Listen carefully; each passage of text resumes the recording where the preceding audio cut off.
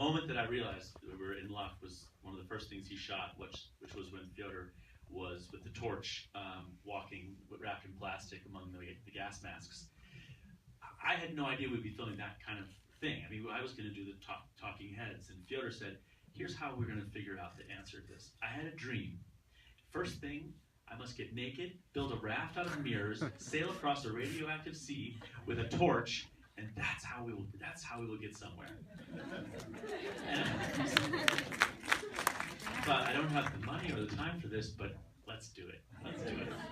And then, you know, with Artyom on board as well, these two together, that's what made the film something that is, I think, unique and interesting.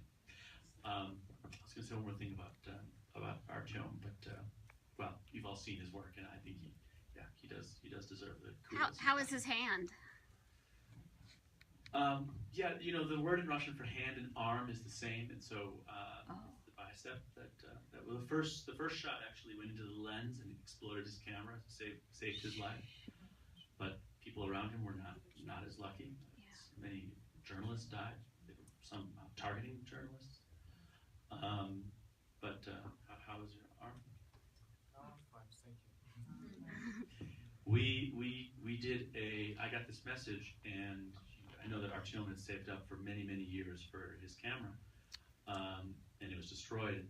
And I also knew that he didn't go to the doctor because anyone who went to the hospital, most of them, they were then just taken from the hospital and thrown into the forest and beaten because they knew that they were in the revolution, and then they were found frozen to death the next morning. So he didn't go to a doctor, but he needed to get the bullet out. I put up something on Indiegogo, and within 24 hours we had all the money to get him to a doctor and to get him a new camera. And you know, after a few weeks of rehabilitation, he was back, and now he's volunteering as a war photographer on the front lines to make sure that people. He said something interesting today. He said, "I don't trust the news. I don't trust the Western news. I don't trust the Russian news. I want to see it with my own eyes." So he's there on the front lines and photographing what's happening and filming it.